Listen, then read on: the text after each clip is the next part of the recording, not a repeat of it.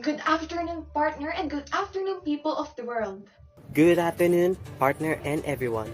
Today, April 6, 2022, we will have our webinar. Today's topic is about hearing a conversation from an authority.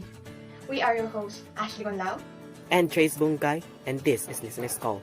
Before we officially start, please welcome our dearest principal, Mr. Carlos Reyes, for the welcoming remarks. Good afternoon to everyone. We are all in this day for teachers, students, and parents to acquire knowledge from our resource speakers. They are the ones that will help us be enlightened and have a good understanding of why we are conducting this webinar. And with that, I am Carlos Reyes, and good afternoon to all of you. Thank you very much, Mr. Carlos, for those delightful welcoming remarks. Now, partner, we should prepare our listening skills for our guest speakers. Yes, partner, not only us but everyone on this platform as well. As Mr. Carlos said, we are here to gain knowledge for people who experience this in their lives. Now we begin our webinar properly. Before that, we now introduce our research speaker for today. Please welcome Ms. Jasmine Cuarto and Ms. Jasmine Zapanta, who are currently studying in CMR ICT HS. Please give a warm round of applause to Miss Jasmine Zapanta and Miss Justin Cuarto. The online floor is now yours.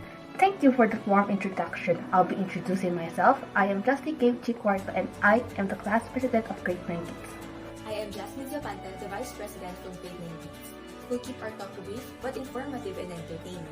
Our topic regards the validity and invalidity of hearing a conversation from an authority. There are many ways to make a conversation valid, right, Jess? Yes, Gabe, there are numerous ways to make it valid. First, avoid interrupting the conversation. Let them finish what they are saying first. The second one is to listen attentively. Focus on what the speaker says as a sign of respect and thoughtfulness towards them. Third, note the specific and important details of the conversation. Mistakes in writing details result in failure to provide certain pieces of evidence to support the given idea. Lastly, maximize the meaning and value. Give a broader and more specified explanation to the talk. And those are the ways to make a conversation valid. But there are also ways to make a conversation invalid, right, Gabe?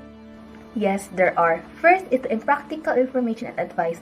Be realistic or check the information and advice if it is a fact or a bluff. Second, disturbing messages. Interrupted conversations are invalid as there might be some disturbing or regular messages. The third one is incomplete messages.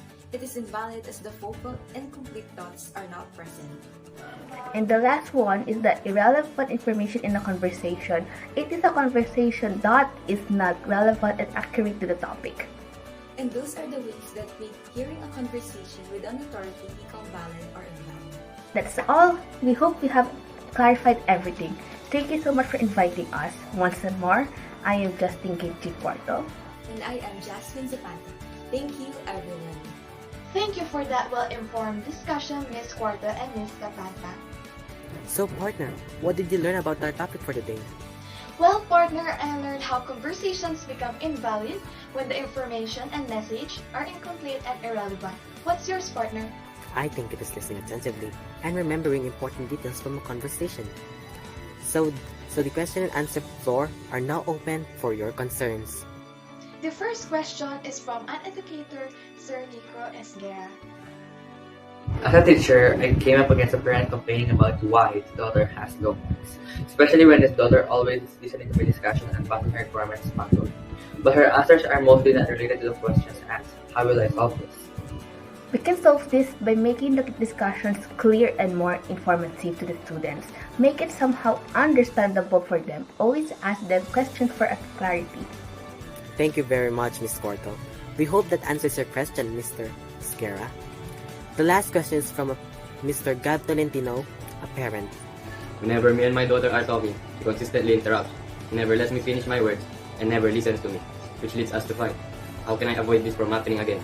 Do you have any solutions?